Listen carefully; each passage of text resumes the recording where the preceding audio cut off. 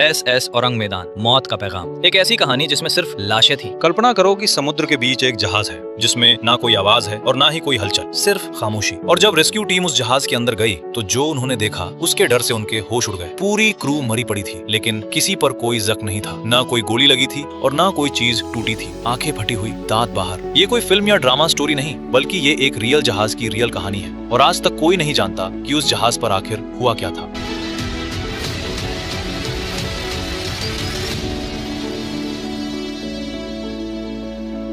1940 की दहाई, दुनिया अभी वर्ल्ड वॉर 2 के जख्मों से उभर रही थी। समुद्र पर तनाव था, छुपा हुआ माल, छुपे हुए जहाज और छुपे हुए राज, ये सब उस जमाने की पहचान थी। और इसी दौर में एक ऐसे जहाज की कहानी दुनिया के सामने आई जो आज तक सबसे बड़ी मैरीटाइम मिस्ट्री है। जहाज का नाम था SS उरंग मैदान। मलय और सुमात्रा भाषा में उरंग का मतलब है आदमी और मैदान इंडोनेशिया के सुमात्रा प्रोविंस का एक शहर है, मतलब मैन ऑफ मैदान, मैदान का आदमी। लेकिन इस जहाज पर कोई आदमी जिंदा नहीं बचा। ये डच कार्गो जहाज था, मतलब हॉलैंड की ओनरशिप में था। और इसके कार्गो के बारे में जो राज सालों बाद खुला, वो सुनकर रूह कांप जाती है। जहाज स्ट्रेट ऑफ मलाक्का से गुजर रहा था। ये समुद्र की वो तंग गुजरगाह है जो इंडोनेशिया और मलेशिया के बीच है, और ये दुनिया की सबसे बिजी शिपिंग लेन में से एक है। तो ये कोई सुनसान जगह नहीं थी, आसपास कई और जहाज थे। और फिर हुआ कुछ ऐसा जिसका कोई सोच भी नहीं सकता था। आसमान पर बिल्कुल अंधेरा था और फिर अचानक रेडियो ऑपरेटर्स के होश उड़ गए। किसी ने मॉर्स कोड में डिस्ट्रेस सिग्नल भेजा। एक ऐसी मैसेज आई जो सुनने वाले कभी नहीं भूले। All officers including captain dead, lying in chart room and on bridge, possibly whole crew dead. फिर थोड़ी सी खामोशी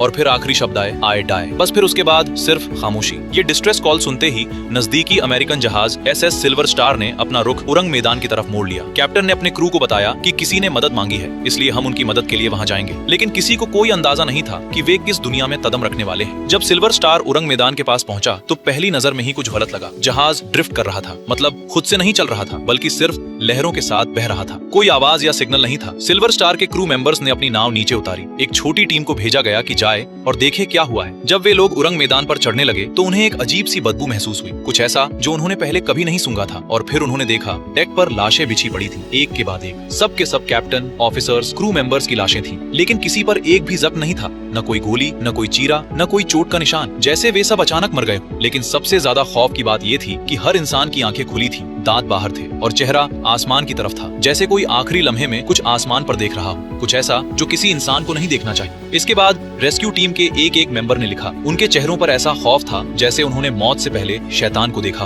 और फिर अंदर किसी ने आवाज दी, यहाँ भी आओ। चार्ट रूम में कैप्टन की लाश दूसरी लाशों से ज्यादा डरावनी हालत में थी। उसकी आंखें सबसे ज्यादा फैली हुई थी, उसके हाथ आगे की तरफ थे और यहाँ तक कि जहाज का कुत्ता भी मर चुका था। उस कुत्ते के भी दांत बाहर थे, जैसे उसने कुछ ऐसा सूंघा था जैसा सिर्फ उसकी पुरानी एनिमल इंस्टिंक्ट पहचान सकती थी। रेस्क्यू टीम जैसे ही उरंग मैदान को पोर्ट तक खींचने की तैयारी कर रही थी, अचानक इंजन रूम से काला गाढ़ा धुआं उठने लगा और साथ ही अंदर से एक घर घर की आवाज आने लगी। तुरंत एक मेंबर चिल्लाया, भागो। सिल्वर स्टार के क्रू मेंबर्स ने जल्दी से अपनी नावों में बैठकर दूर हो गए। जैसे ही वे दूर हुए, अचानक बूम, एक जबरदस्त धमाका। उरंग मैदान के टुकड़े हवा में उड़ गए, पानी में आग लग गई और कुछ ही लम्हों में जहाज समुद्र की गहराइयों में हमेशा के लिए अपने साथ वो सारे राज लेकर डूब गया जो शायद दुनिया को कभी पता नहीं लगने चाहिए थे। अब सवाल ये था, आखिर हुआ क्या था उस जहाज पर? इन्वेस्टिगेटर्स ने छानबीन शुरू की और यहीं से शुरू होती है इस कहानी की सबसे डार्क लेयर। एक थ्योरी ये सामने आई कि उरंग मैदान एक छुपा हुआ स्मगलिंग ऑपरेशन था। वो माल ले जा रहा था जो ऑफिशियली नहीं था। रिपोर्ट्स में आया कि जहाज पर 15,000 से ज्यादा क्रेट्स थी, जिनमें पोटेशियम साइनाइड, सल्फ्यूरिक एसिड और नाइट्रोग्लिसरीन भरा हुआ था। ये वर्ल्ड वॉर 2 के बैंड केमिकल वेपन्स थे जो ऑफिशियली किसी भी जहाज पर ले जाना मना था।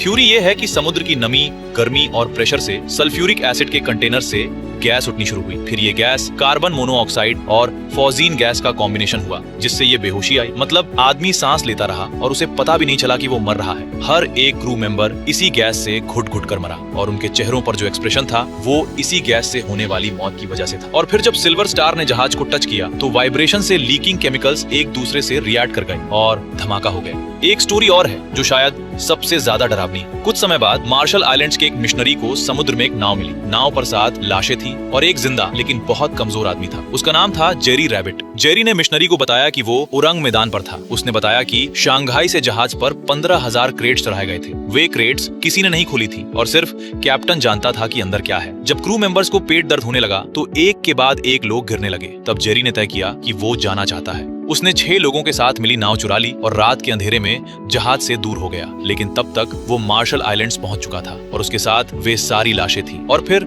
जेरी रैबिट ने मिशनरी को पूरी कहानी सुनाई और उसके कुछ दिन बाद वो भी मर गया। मिशनरी ने ये सब लिखा और कुछ अखबारों में भी छापा, लेकिन जेरी रैबिट नाम का कोई शख्स आज तक दुनिया की किसी गवर्नमेंट या शिपिंग रिकॉर्ड में दर्ज नहीं था। 1950 में एक जर्मन रिसर्चर ने एक पुरानी डच पब्लिकेशन ढूंढी जिसमें उरंग मैदान का जिक्र था। वो पहला डॉक्यूमेंटेड एविडेंस था, लेकिन तब भी कोई ऑफिशियल शिपिंग रजिस्टर में ये जहाज नहीं था। लॉयड्स रजिस्टर ऑफ शिप्स, जो 1764 से हर मर्चेंट शिप का रिकॉर्ड रखती है, उसने ये कहा कि उरंग मैदान नाम का कोई जहाज कभी भी किसी भी मुल्क में रजिस्टर नहीं हुआ, कोई रेक नहीं मिला, समुद्र की गहराइयों में कोई निशानी नहीं, और जो लोग सिल्वर स्टार में थे उनका कोई प्रॉपर रिकॉर्ड नहीं मिलता। तो क्या उरंग मैदान कभी था भी, या ये एक ऐसी लेजेंड है जो कभी हुई ही नहीं? आज रिसर्चर्स दो कैटेगरीज में बटे हैं। पहली कैटेगरी वाले कहते हैं ये सच था, ये एक छुपा हुआ इल्लीगल ऑपरेशन था, जहाज की कभी ऑफिशियल रजिस्ट्रेशन ही नहीं कराई गई क्योंकि वो सबसे पहले ही ऑफ द बुक्स था, क्योंकि वो खुफिया केमिकल वेपन्स और ड्रग्स स्मगल कर रहा था। और जब एक्सीडेंट हुआ तो सबने मुंह बंद रखना चाहा, क्योंकि कोई नहीं चाहता था कि दुनिया को पता चले कि ये माल कौन खरीद रहा था।